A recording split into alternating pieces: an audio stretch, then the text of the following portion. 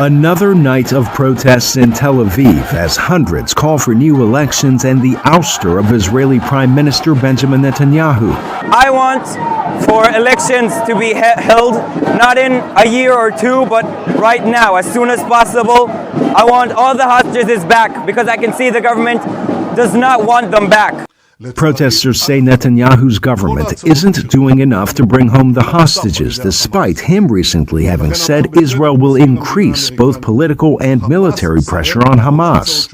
Anti-government protests have become more common since the Western-designated terror group Hamas stormed Israel October 7, killing roughly 1,200 people and kidnapping around 250.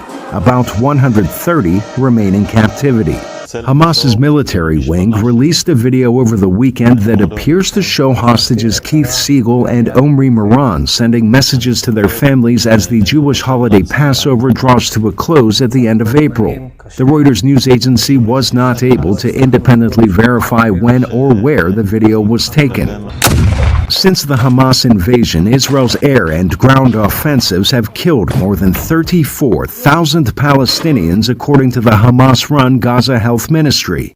Civilians and some lawmakers on both sides of the conflict continue to call for a brokered peace deal that would see hostages exchanged for an end to hostilities. The first thing we ask for is a ceasefire, and secondly, we want the humanitarian aid to be able to reach the Palestinian people who are in dire need of it in all of Gaza.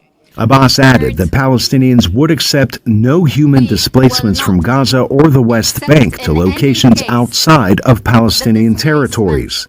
Meanwhile, in the Palestinian city of Rafah, an Israeli airstrike over the weekend killed at least 6 people, 4 of them children, according to local health authorities and confirmed by the Associated Press. Rafah's estimated population of 275,000 ballooned to nearly 1.4 million people since the war's start, according to the United Nations. And as the United States continues sending military aid to Israel in a war that has seen the destruction of most civilian infrastructure in Palestinian territories, protests popped up across a number of U.S. colleges and universities. Demonstrators call for solidarity with Palestinians and an end to U.S. support for Israel. Police arrested hundreds while universities suspended or expelled students. News of those protests traveled to Gaza, where displaced people living in tent cities spray-painted messages of thanks for support they received from half a world away.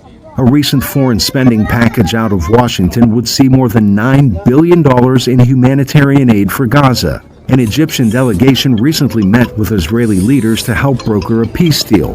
The Wall Street Journal is reporting that Egypt's proposal, if accepted, would see at least 3 weeks of ceasefire and an effort to stop an Israeli ground offensive in Rafah. Arash Arabasadi, VOA News.